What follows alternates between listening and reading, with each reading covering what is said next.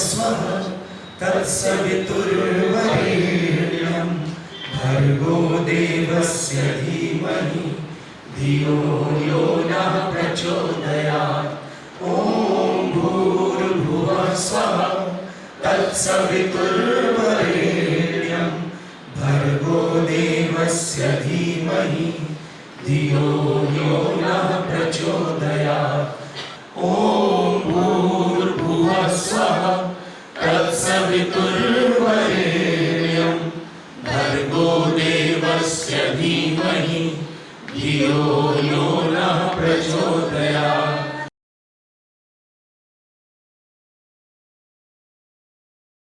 आज अमावस्या की वो घनी, वो अंधेरी पाक की रात्रि भी है, जिस पाक में हम कहते हैं कि जो हमसे बिछुड़ गए हैं, जो हमसे बहुत दूर चले गए हैं, जिनसे हम नहीं मिल सकते, हम उनकी आत्मा को प्रणाम करते हैं। हम यही कहेंगे अहम ब्रह्मास्मि तत्त्वमसि। हम उस आत्मा को प्रणाम कर रहे हैं जो सीधी परमात्मा से जुड़ी हुई है, और उस आत्मा को प्रणाम करते हुए हम अपने कार्यक्रम को आरंभ करते हैं। स्मृति समर्पण, यानी सबके मन में एक ही बात है जो यहाँ पर इकट्ठा हुए हैं, सबका संकल्प एक ही है जो यहाँ पर इकट्ठा हुए हैं। हम अपने आत्मीय जनों के प्रति अपना शब्द ब्रह्म रूप में अपनी बात को उनके समर्पण करना चाहते हैं, अपनी भावना को उनके प्रति समर्पण करना चाहते हैं। नैनम छिन्दन्ति शस्त्राणि, जो इस कोरोना काल में जो हमसे अनंत यात्रा में विलीन हो गए, वो उनको कोई शस्त्र नहीं मार सकता। नैनम दहत पावका, उनको कोई अग्नि नहीं जला सकती। और नैनम छिन्दन्ति शस्त्राणि नैनम दहत पावका न चैनम प्रेत यन्त्यापो, न चैनम, कोई जो है जल जो है उनको कोई उनको डुबो नहीं सकता।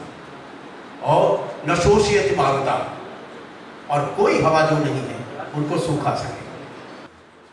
ऐसा वातावरण बन गया था कि पहले हम लोग आपस में मिलते जुलते थे, लेकिन ये सोशल डिस्टेंसिंग चीज़ ऐसी आ गई कि सब लोग दूर दूर हो गए, और तमाम लोग जो प्रभावशाली लोग थे, संपर्क के लोग थे, लेकिन वे लोग एक दूसरे के काम नहीं आ सके।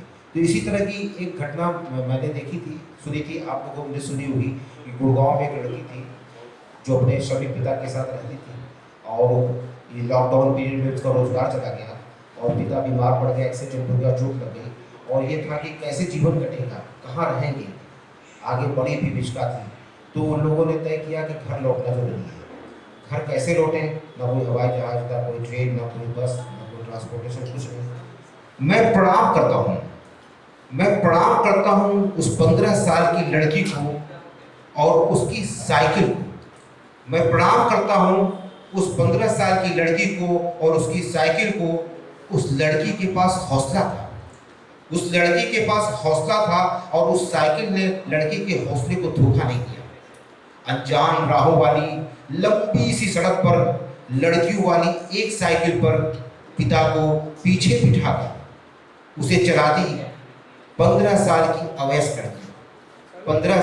अवयस्क लड़की। सहारा सिर्फ उस एक साइकिल का। मुसीबत में तिनके का सहारा भी कितना मजबूत होता है, कितना भरोसेमंद होता है। वो लड़की है और 15 साल की है। हम सब लोग के घरों में, हर घर में 15 साल की लड़की जरूर रहती है। सैकड़ों सालों से हम सिर्फ श्रवण कुमार का ही किस्सा सुनते आए हैं। 15 साल की दरभंगा की ज्योति ने बता दिया है सबको कि अपने पिता के लिए वो वास्तव में न सिर्फ आंखें हैं बल्कि उसका कंधा भी। 15 साल की दरभंगा की ज्योति ने बता दिया है सबको कि अपने पिता के लिए वो वास्तव में न सिर्फ आंखें हैं बल्कि उनका कंधा भी। जब कभी छुटपन में लाड़ में ज्योति को उसके पिता ने कंधे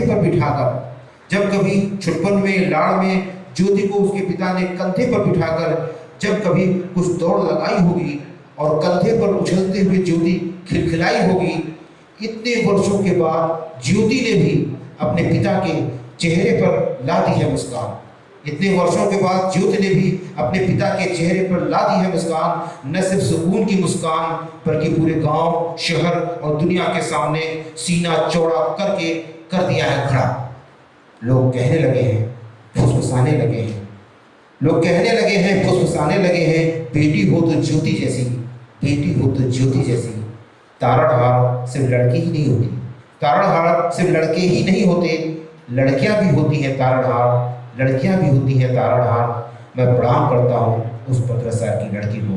इस कविता के साथ ही हमारे इस शहर के डॉक्टर राम नरेश त्रिपाठी जी ऐसी शख्सियत रही हैं जिन्होंने पत्रकारिता की, उनको भीष्म पितामह के रूप में उनको माना जाता था। मेरा घर, मेरा पड़ोस, मोहल्ला और मेरा यह शहर एक आतंक के साए में जी रहा है। आखिर आतंक है किसका? कोरोना नाम की एक संक्रामक महामारी का, जिसका जन्म चीन में होता है, परंतु इसने धीरे धीरे America, Italy, France, Japan, Britain, Iran, Iraq, Afghanistan, पाक, भारत आदि सैकड़ों देशों को अपने आगोश में ले लिया और सबसे ताकतवर देश भी इसके सामने झुक गए। अमेरिका जो अपने आप को सबसे ताकतवर देश समझता था, उसने भी घुटने टेक दिए। राष्ट्रपति हो या प्रधानमंत्री या किसी देश का मुखिया, सेना प्रमुख या अन्य कोई राजा महाराजा, सभी के हाथ पैर फूल गए इस महामारी से और यह बीमारी एक इतिहास बन गई सारे विश्व के लिए। मौत चारों ओर मंडराने लगी है, किसी ने उसे देखा नहीं, कैसी है, कहां से आई है। सबसे बड़ी बात, WHO तक भी इसे नहीं पहचान पाया और कोई भी देश ना तो इसके मारने का औषध रूपी शस्त्र का ही निर्माण कर पाया। बस इसी का खौफ है, इसी के आतंक में सभी जी रहे हैं और इसी का परिणाम है लॉकडाउन।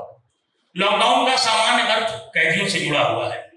जेल में बंद कैदी जब किसी प्रकार से आतंक फैलाने की स्थिति में होते हैं तो उनके लिए लॉकडाउन अर्थात अपने अपने बैरक में जाने के लिए कहा जाता है और अनुशासन में रहकर वह अपने बैरक से ही सारा कामकाज करते हैं। संभवतः यह शब्द वहीं से लिया गया है। आज कोरोना के भय में सभी अपने घर की जेलों में ही कैद हैं। वे बंदी नहीं हैं और न ही किसी प्रकार के अपराधी हैं, परंतु उन्हें भय है मौत का, इसलिए वो घरों में कैद है। इसे अनुशासन कहा जाए या फिर डर भी किस बात का? सरकार का, प्रशासन का, पुलिस का या फिर कोरोना नाम की महामारी से आने वाली मौत का? बस मौत का ही डर सत्य है। मैं प्रयागराज के महामना मांडवी नगर मोहल्ले में रहता हूँ।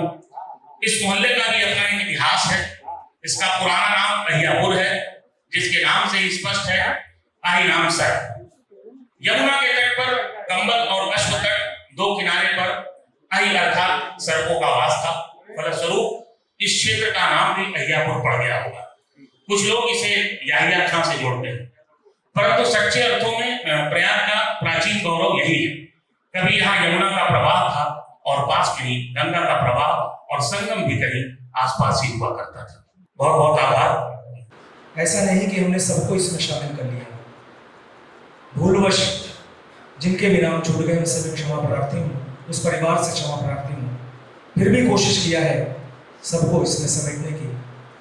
सबसे पहले माधव कांत मिश्र जी, पंडित राम नरेश त्रिपाठी जी, रामचंद्र गुप्त जी, श्रीमती एवं श्री सुंदरलाल मिश्र, सरिता देवी मिश्रा जी, श्री राम सिंह जी, दीनानाथ शुक्ल जी, गिरीश चंद्र श्रीवास्तव जी, पंडित अनुपम राय जी, सतीश अग्रवाल जी, अनुपम श्याम ओझा जी, महारानी शर्मा जी, अनुपम आनंद जी, पंडित ब्रह्मदेव जी, पूजा ठाकुर जी, मीनू रानी दुबे जी, डॉक्टर अभिनव गुप्त जी, शशिकांत शर्मा जी, श्याम सुंदर शर्मा जी, सफलता श्रीवास्तव जी, पंडित रामकृष्ण जी, मनोज श्रीवास्तव जी, शंभुनाथ गुप्ता जी, डॉक्टर अशोक त्रिपाठी जी, अरुण वर्धन जी, शमशुर रहमान फारूकी जी, जियाउल हक जी, क्षमा शंकर पांडे जी, अशोक कुमार सनैनी जी, फजले हसनैन साहब, सुरेश चंद्र द्विवेदी जी, कवि बादल जी, कलीम मुफी साहब,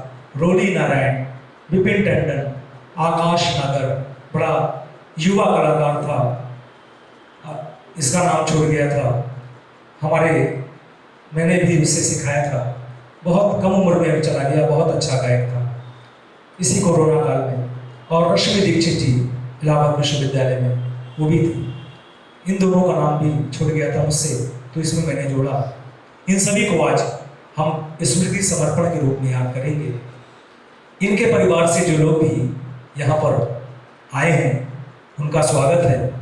जब यहाँ से उनका नाम बुलाया जाएगा तो बड़ी अच्छी सुंदर एक व्यवस्था बनाई गई है। जैसा आदरणीय वीरेंद्र मिश्र जी ने बताया कि सब दीप दान करेंगे, यहाँ दीप तैयार है। वो क्रम जब आएगा तो नाम बुलाया जाएगा तो आप सब आके अपने उन परिवार के लोगों को एक एक दीप समर्पित करेंगे यहाँ पर, ताकि उनके नाम से ये दीप। और जैसा उन्होंने बताया, जो बड़ा पावन दिन है, याद करने का ही दिन है, पुरखों को याद करने का दिन है।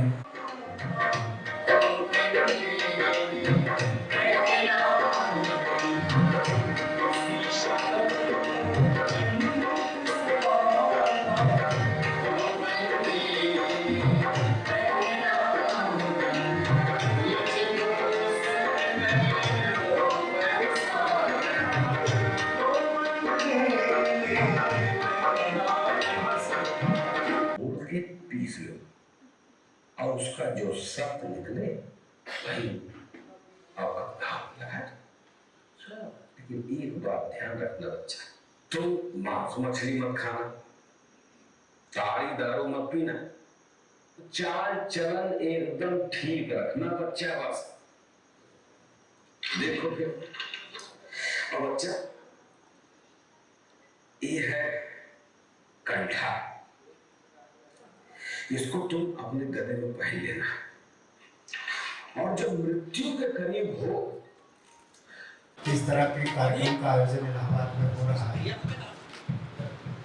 तो मन काफ़ी भाव विभोर हुआ और उनके प्रति आत्मिक आभार प्रकट हुआ कि कम से कम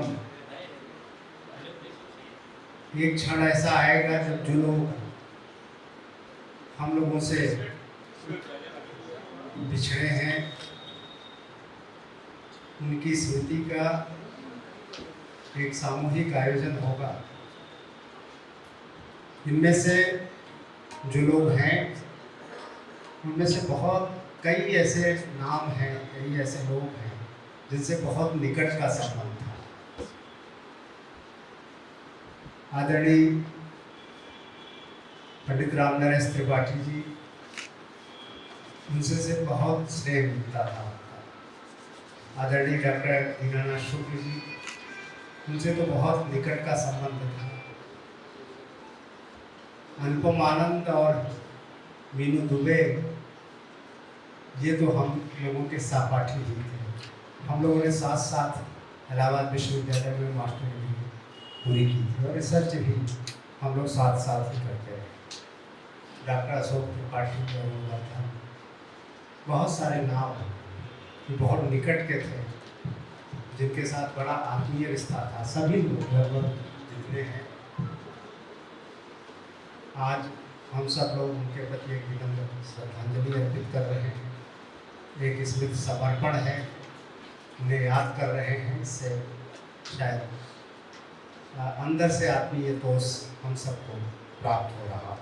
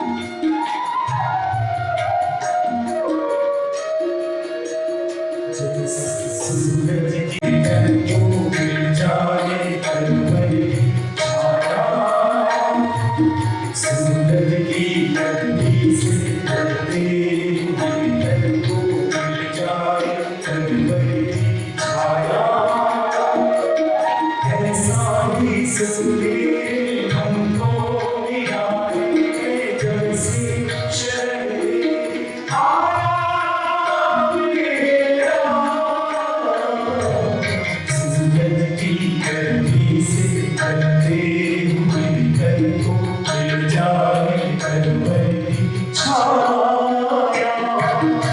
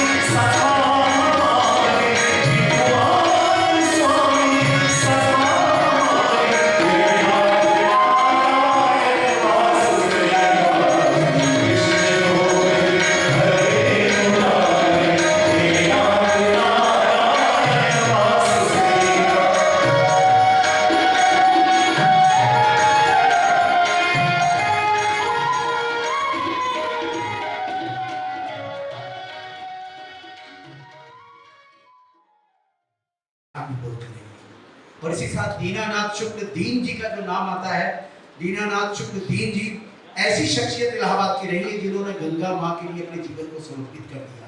एक ऐसा वैज्ञानिक जिसने गंगोत्री से लेकर गंगा सागर तक की पानी को इकट्ठा किया और उस पर अनुसंधान किया और उस जल के में जो प्रयोग में जो कमियां अच्छाइयां जो भी पाई उनको सामने रखा। और मैं एक ऐसे व्यक्ति को भी आज याद कर रहा हूं जिनके नाम है सुंदरलाल मिश्र, श्रीमती और श्री सुंदरलाल मिश्र। 75-76 की बात है, अखंड ज्योति एक शांति कुंज की पत्रिका निकलती थी, उसको हम लोग थोड़ा सा लिखते थे। उसमें मुझे लिखने पढ़ने का मौका, पहली बार लिखने पढ़ने का मौका मुझे उसमें दिया सुंदरलाल मिश्र जी ने।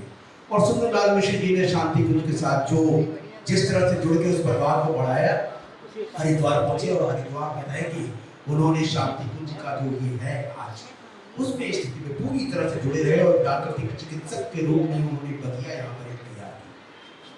लेकिन कोरोना काल ऐसा आया कि इस काल में पति पत्नी दोनों जूझ रहे थे और पता चला कि 1 घंटे के पहले श्रीमती सुंदरलाल मिश्र जी जाती हैं, उसके बाद सुंदरलाल मिश्र जी भी जाती हैं। कैसी स्थितियां रही और किन विषम परिस्थितियों में उनको दोनों जन को एक साथ उनके परिवार के लोगों ने लेकर के गए होंगे और कैसी चिता जलाई होगी। मैं भाई विजय जी को बुलाऊंगा। गड़बड़ ही नहीं है, स्मृति जागृत प्रोग्राम हो गया, स्मृति जागृत हो गई। मैं बार बार वीरेंद्र भैया का पैर छू करके मैं प्रणाम करना चाहता हूँ। ये हमारे इतिहास में 55-56 साल उम्र हो गई, इस तरह का कार्यक्रम इलाहाबाद पहली बार हो रहा है जहाँ तक हमें, और ये इस तरह का कार्यक्रम करने वाले का दिल, सोच, विचार उच्च है, तभी इस तरह के कार्यक्रम यहाँ पर हो रहा है। आने वाली पीढ़ियों को भी एक नसीहत दे रहे हैं स्मृति उस जमाने की जो 14 अप्रैल को अफरा तफरी मची थी पूरे शहर में, हाहाकार मचा था। हम 4 भाई सब परिवार जुटे थे, लेकिन रोक नहीं पाए। आज से 50 साल पहले मैं जब 6 साल का था, मेरे भैया ने हमें खिलाया था, अलियापुर में रहते थे। हम लोग भी गांव से आए थे। शहर में गर्वान्वित होता हूँ अपने पिता का नाम बताने के वकालत करते हुए, छोड़ दिया, व्यापार करने लगे। आज जो ये साम्राज्य उनके आशीर्वाद थे। हमारे पिता की 50 साल की उम्र में व्यापार से संन्यास ले लिया था और 82 साल की उम्र तक यानी 30-32 साल माता पिता जोड़े की तरह चलते थे। शांति गुंज गए, वहां सालों रहे। वहां की व्यवस्था देखने के बाद उनका मन भर गया। यहाँ पे फार्म हाउस बनाया, मोहब्बतगंज गांव है डाडी के आगे बगल में। लगभग 8 बीघे में हजारों पेड़ पौधा लगाया, खुद कुटिया बना के रहते थे। हम लोग परेशान हो गए, बाबू अम्मा चलिए घर, वहां नाती पोता है। कहे बेटा अभी हम नहीं करेंगे। 2009 में उनको ले आए अपने मीरापुर स्थित आवास पर। उनको गाय का बहुत शौक था, एक गाय से 16 गाय हो गई। दूध बेचते नहीं थे, दूध बांटते थे। लेकिन वो पल हम लोगों को याद है। ये स्मृति नहीं है, इसमें समर्पण की भावना है। मेरे भैया ने जीत लिया, तन मन धन समर्पण है, सभी को नमन करते हैं। आप सभी को प्रणाम करता हूँ। बहुत सुंदर कार्यक्रम भैया। मैं चाहता हूँ कि उसी क्षण को जरूर आप मुझे बताओ, उस अंतिम क्षण में आप दोनों जन को कैसे दिखेंगे, हमने वहाँ सुना, मैं तो दिल्ली में था। हमने को बड़ा अद्भुत दृश्य है, शायद ही कहीं कभी किसी ने देखा होगा ऐसा कि पति पत्नी दोनों को एक साथ ले जाकर एक ही। कोरोना काल में पिताजी का हमारा व्यवहार, भाइयों का व्यवहार, जहाँ लोग छूने को नहीं आते थे, परिवार के लोग नहीं आते थे, सैकड़ों बल्कि हजारों की तादाद में लोग इकट्ठा हुए। माता पिता को दोनों एक ही रथ में ले गए और एक ही पलंग की साइड के पिता चिता बना करके दोनों को एक साथ अंतिम विदाई किए। वो क्षण समर्पण है। यह बहुत बहुत धन्यवाद भी है। सत्य है, उस सत्य को सबको स्वीकार करना है। हम दीपदान का कार्यक्रम आगे बढ़ाएं, लेकिन चंद लोग हमारे और हैं। सरिता देवी मिश्रा जी एक कथक नृत्यांगना हमारी इस धरती की रही है, और उस धरती की जो कथक नृत्यांगना सरिता देवी जी रही, उनका भी अचानक इसी कारण में देहावसान हुआ और विषम परिस्थितियों में गई। तो यहाँ की कथक केंद्र की प्रमुख उर्मिला शर्मा जी हैं, जो ख्याति प्राप्त राष्ट्रीय स्तर की कथक नृत्यांगना है। मैं चाहूँगा कि 2 मिनट आप उनके लिए इस मंच पर अपनी बात करें।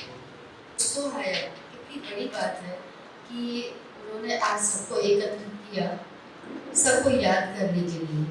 जो स्मृति समर्पण की बात कही, बात सही है। और सरिता जी वाकई हम तो बहुत छोटे तक रहे होंगे, और उन्होंने वो इस यहाँ की प्रयागराज की मिट्टी से जुड़ी हुई थी, और कथक जिसको उन्होंने जिया इस मिट्टी में पली बड़ी, वो हमारे बीच में नहीं रही। जैसा कि आपने बताया, हम सब सच में बहुत डरे हुए थे। हर दिन हर पल ये सोचते थे कि फेसबुक देखते ही डर लगता था कि ना जाने आज क्या होने वाला है। डर के मारे हम लोग कई बार देखते भी नहीं थे, सोचते थे थोड़ी देर में फिर कोई खबर आने वाली है, कोई अपना बताएगा कि आज ये नहीं रहा। बस हम ईश्वर से यही प्रार्थना करते हैं कि अब जो बस है वो बस ही रहे। हम सब हर रोज हर पल एक दूसरे के साथ मुस्कुराते रहें, रोज मिलते रहें, और हमारी कला और संस्कृति सब बाहर की तरफ बढ़ती रहे। इनमें से कुछ लोग जो अपनी अनंत यात्रा में चले गए, उनकी स्मृतियों को सजोना बहुत मुश्किल है। मनोरम में जा रहा है। सबसे पहले माधव कांत मिश्र जी, ये हम सब के प्रयागवासियों के भाई थे। फिर अचानक ये हम लोग के बहनोई बन गए जब इनका ब्याह हमारे गुरुवर डॉक्टर जगदीश गुप्त जी के बीच वाली बेटी छाया जी के साथ हो गया। और ये एक बहुत ही संजीदा व्यक्ति थे जिन्होंने, आप सब जानते हैं कि इन्होंने आस्था चैनल का प्रारंभ किया था। और आस्था चैनल एक ऐसा चैनल था जो घर घर में उस दौरान देखा जाता था, जो धर्म और संस्कृति का, आध्यात्म का एक ही चैनल था उस समय। अब तो बहुत सारे चैनल शुरू हो गए हैं। बाद में उन्हें अचानक एक दिन विरक्ति हुई और पता चला वो महामंडलेश्वर मातंडपुरी के रूप में हम सबके बीच में रहे। और फिर खबर आई कि वो इस दुनिया में नहीं रहे।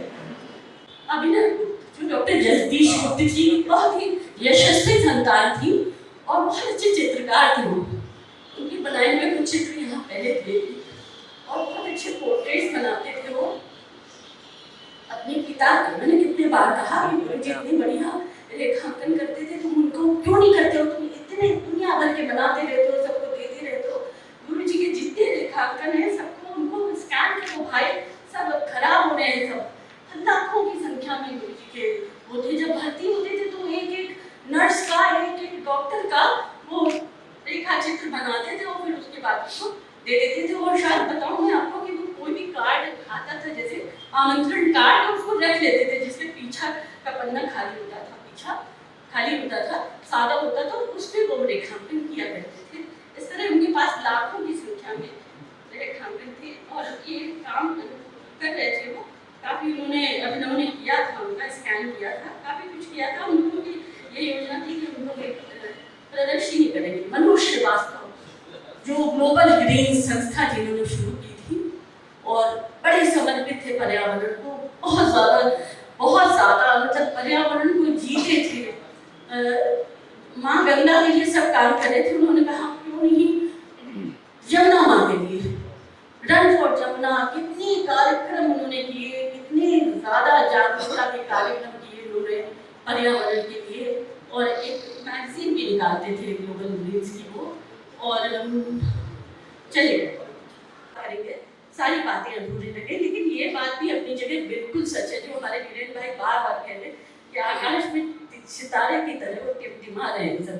क्योंकि जितने कलाकार होते हैं, साहित्यकार होते हैं, अपने जीवन में तो सब करते ही हैं, लेकिन जब ये लोग छोड़ के चले जाते हैं तो ये अमर हो जाते हैं। हम जब इनको पढ़ते हैं, उनकी में जीते हैं, इनकी बातें करते हैं, इनकी रचनाओं को देखते हैं, इनके नाटकों को देखते हैं, इनकी कविताओं को पढ़ते हैं, उसी में जीते हैं। हमारे सतीश भाई जहाँ भी होंगे बहुत खुश होंगे कि बहुत खुश हो रहे, ये खुश हो रहे होंगे कि हमने जो परंपरा चलाई है वो मेरा बेटा विभोर उसे आगे बढ़ाएगा और विभोर बढ़ा रहे हैं उसे। ये सब हम लोग को संस्कारित करके गए हैं, संस्कार दे के गए हैं, ऐसा नहीं है। बहुत जल्दी गए हैं ये सारे के सारे।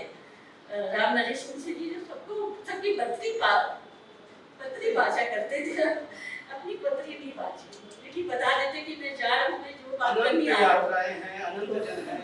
वीरेंद्र भाई आपका बहुत बहुत आभार। आपने सबको जोड़ा, कम से कम हम लोग को एक प्लेटफॉर्म मिला जहाँ कुछ नहीं तो हम लोग कम से कम तो आंसू तो टपका सकते हैं। याद हम इन आंसुओं के बीच में दो तरह के आंसू होते हैं, एक खारे आंसू, एक मीठे आंसू।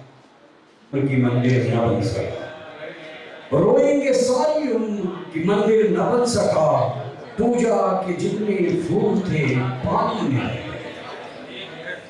हसरतें अधूरी रह जाती हैं, लेकिन जब कोई अपना छूट जाता है और हम छू नहीं पाते तो हमें सिर्फ ईश्वर का स्मरण याद करना चाहिए कि हम पूरी आस्था से ईश्वर को अनुभूत करते हैं अपने अंदर। और एक शेर के बहाने में वो बात करता हूँ उन हर अपनों के लिए जो हमारी कलाई और हमारे सपनों को छोड़कर और तोड़कर चले गए। कोई बतलाए एक उम्र का बिछड़ा महबूब इत्तेफाकन कहीं मिल जाए तो क्या कहते हैं। कोई बतलाए एक उम्र का बिछड़ा महबूब इत्तेफाकन कहीं मिल जाए तो क्या कहते हैं। जब तक दूर है तू तेरी परस्तिश कर ले, हम जिसे छू न सके उसे खुदा कहते हैं।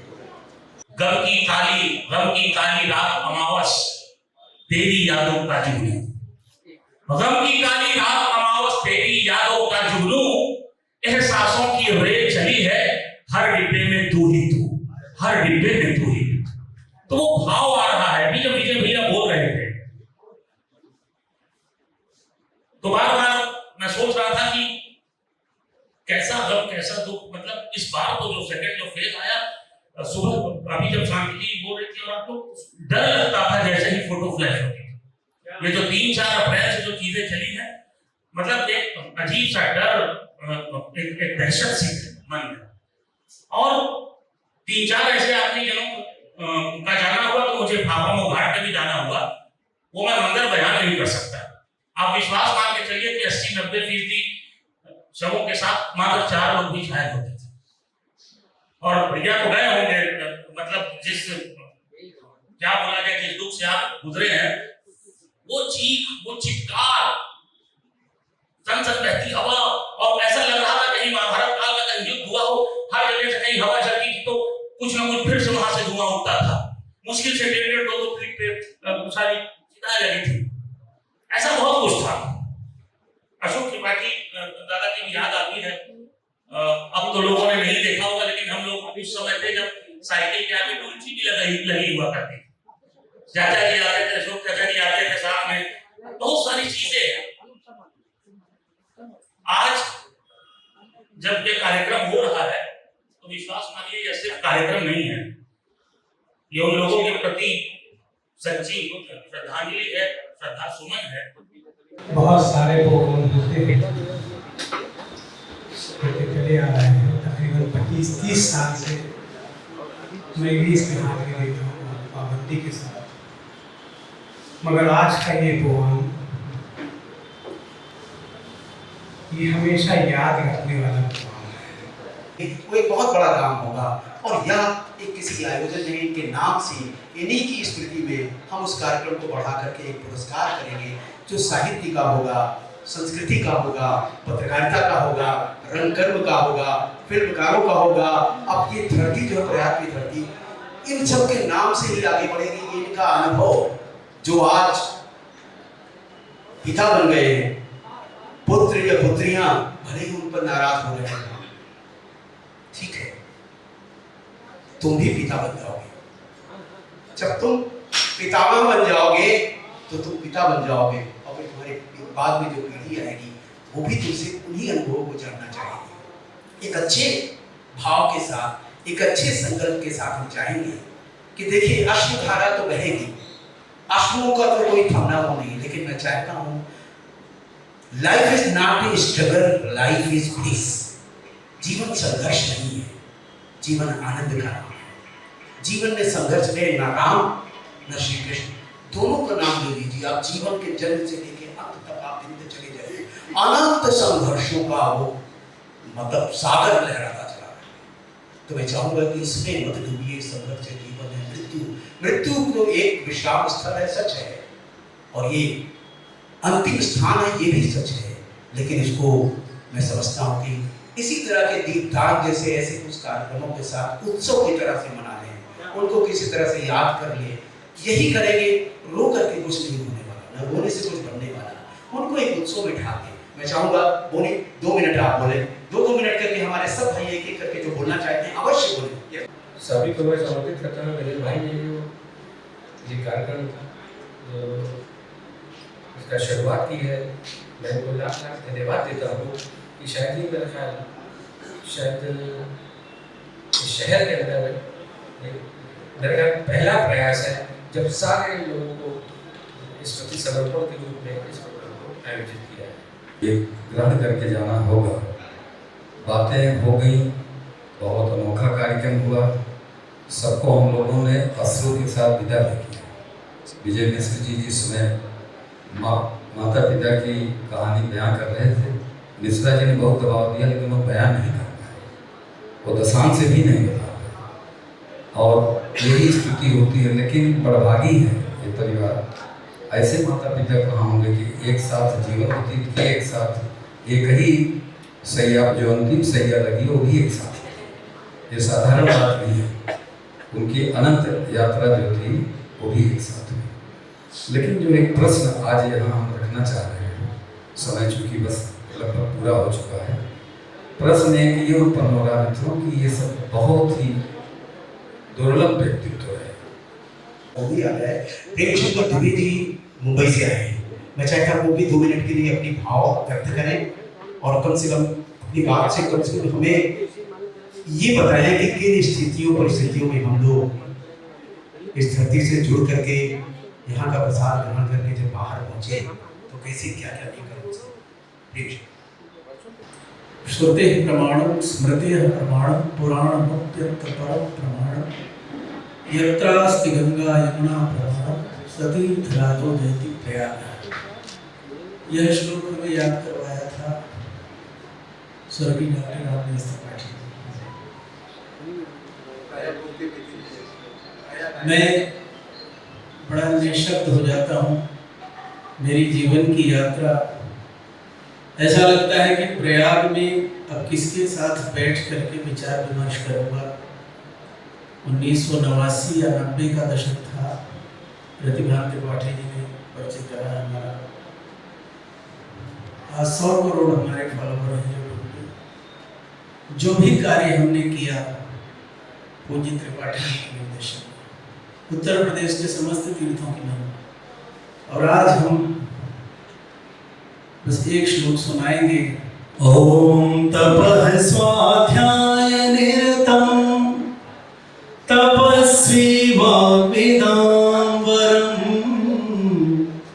ओम तपः स्वाध्याय निरतम तपस्वी वाग्वेदां वरम। नारदं परिपप्रच्छ वाल्मीकिर्मुनिपुंगवम्।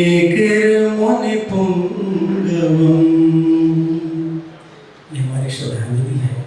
मेरा सौभाग्य रहा वाल्मीकि रामायण बालकांड प्रथम श्लोक मेरा सौभाग्य रहा कि पूज्य डॉक्टर रामनेश त्रिपाठी जी के नाम से हमने दीपदान किया, यहाँ दीपक जलाया और सभी ब्रह्मलीन हुए लोगों के लिए भगवान सीताराम सरकार से प्रार्थना की। प्रभु सर्वे भवन्तु सुखिनः सर्वे सन्तु निरामयाः सर्वे भद्राणि पश्यन्तु मा कश्चित् दुःखभाग् भवेत्।